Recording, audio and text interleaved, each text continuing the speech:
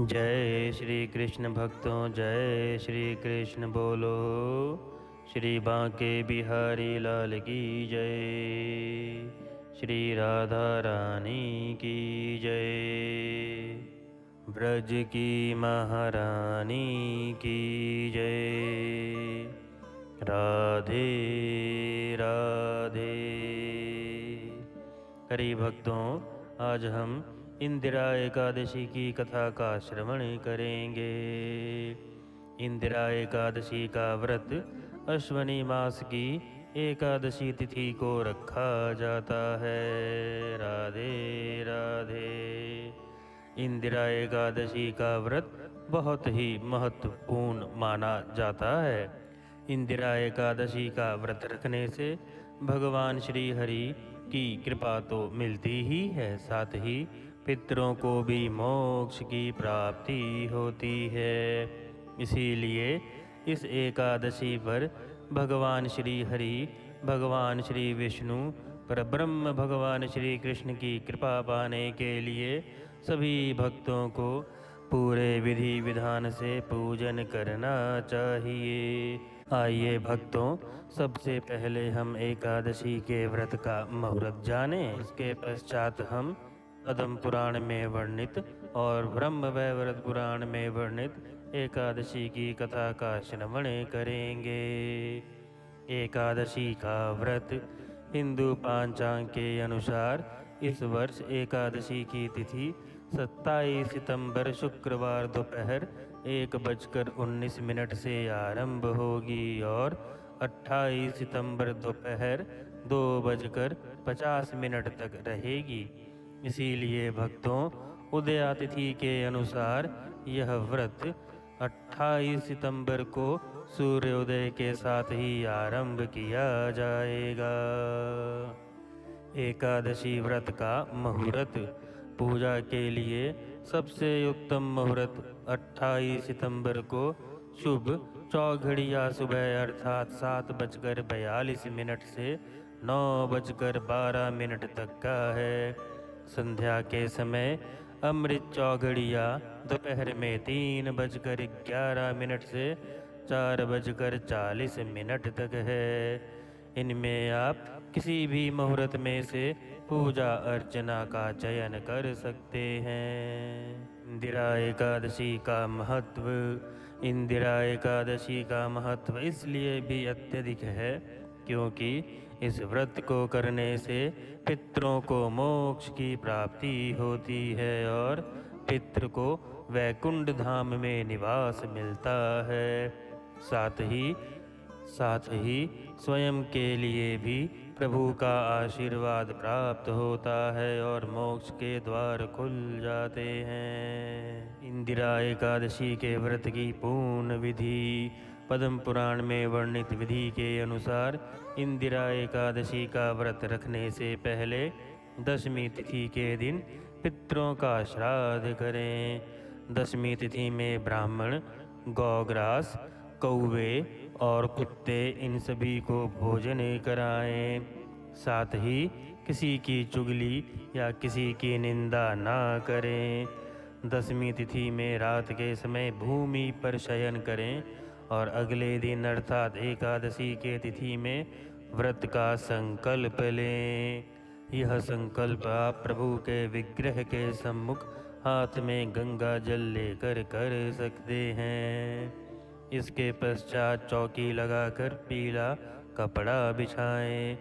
उस पे श्री हरि के लिए पुष्प रखें, वस्त्र अर्पण करें। माता लक्ष्मी को भी साथ में स्थापित करें, उन्हें भी भोग लगाएं और पद्म पुराण में वर्णित कथा का श्रवण करें।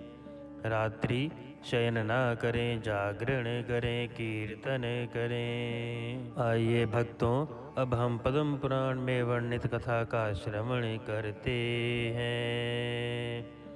राधे राधे। धर्मराज युधिष्ठिर कहने लगे, हे भगवान, अश्वनी कृष्ण एकादशी का नाम क्या है? इसकी विधि तथा फल क्या है? कृपया करके मुझे श्रवण करवाएं। भगवान श्री कृष्ण कहने लगे, इस एकादशी का नाम इंदिरा एकादशी है। यह एकादशी पापों को नष्ट करने वाली तथा पितरों को अधोगति से मुक्ति देने वाली होती है। हे राजन, ध्यान पूर्वक इसकी कथा का श्रवण करो। इसके सुनने मात्र से ही वाजपेय यज्ञ का फल प्राप्त होता है। प्राचीन काल में सतयुग के समय माहिष्मती नाम की एक नगरी में इंद्रसेन नाम का एक प्रजापति राजा धर्म पूर्वक अपनी प्रजा का पालन करते हुए शासन करता था। वह राजा पुत्र, पौत्र तथा धन आदि से संपन्न और भगवान श्री विष्णु का परम भक्त था। एक दिन जब राजा सुखपूर्वक अपनी सभा में बैठा था तो आकाश मार्ग से महर्षि नारद उतरकर उसकी सभा में आए।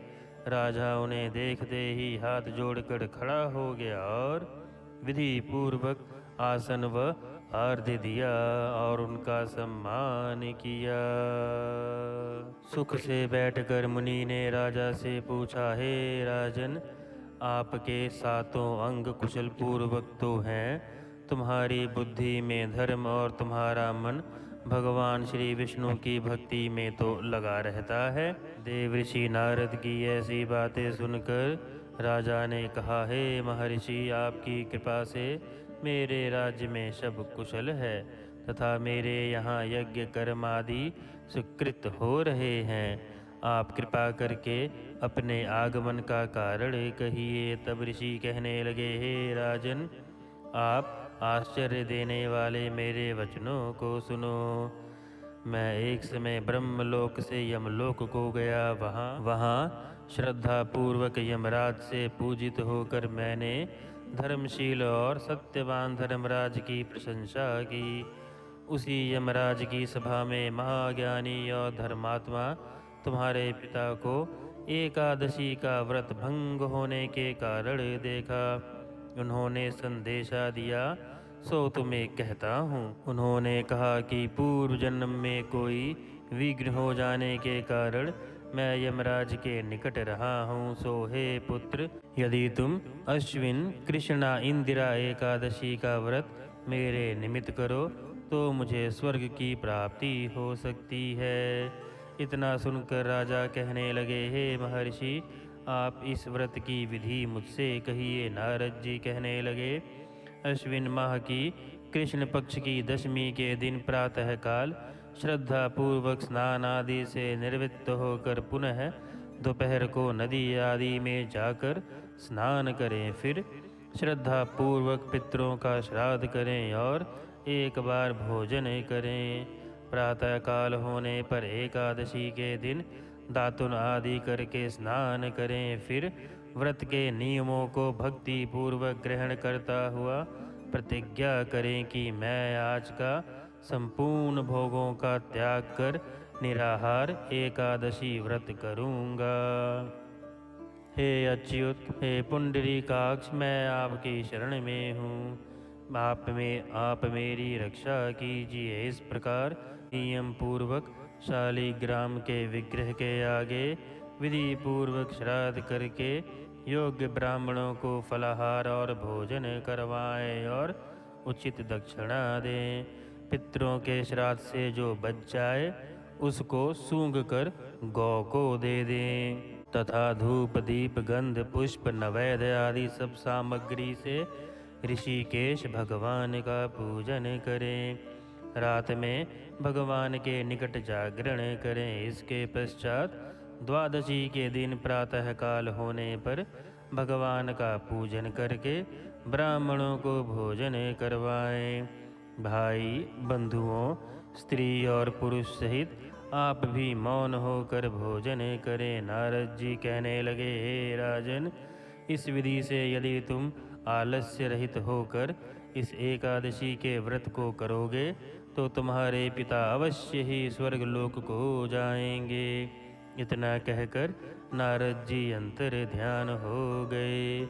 नारद जी के कथनानुसार राजा द्वारा अपने बांधवों तथा दासों सहित व्रत करने से आकाश से पुष्प वर्षा हुई और उस राजा के पिता गरुड़ पर सवार होकर श्री विष्णु धाम को चले गए और उन्हें मुक्ति मिली। राजा इंद्रसेन भी एकादशी के व्रत के प्रभाव से निष्कंटक राज्य करके अंत में अपने पुत्रों को सिंहासन पर बैठाकर स्वर्गलोक को गए। हे युधिष्ठिर, यह इंदिरा एकादशी के व्रत का महात्म्य मैंने तुमसे कहा। इसके पढ़ने और सुनने से मनुष्य सब पापों से मुक्त हो जाता है और सब प्रकार के भोगों को भोग कर वैकुंठ को प्राप्त होता है। राधे राधे। कथा संपूर्णम। जय श्री कृष्ण। कथा के अंत में भक्तों आप अपने गुरु मंत्र का जाप करें अथवा ओम नमो भगवते वासुदेवाय मंत्र का जाप करें। राधे राधे। हरि भक्तों, हम विधिवत शास्त्रों में वर्णित शुद्ध कथा का श्रवण आपके सम्मुख ला रहे हैं। चैनल की रीचेबिलिटी बढ़ाने के लिए आप लोग चैनल को सब्सक्राइब करके हमें अपना सहयोग अवश्य दें। जय श्री कृष्ण, जय श्री राधा। बोलो श्री बांके बिहारी लाल की जय।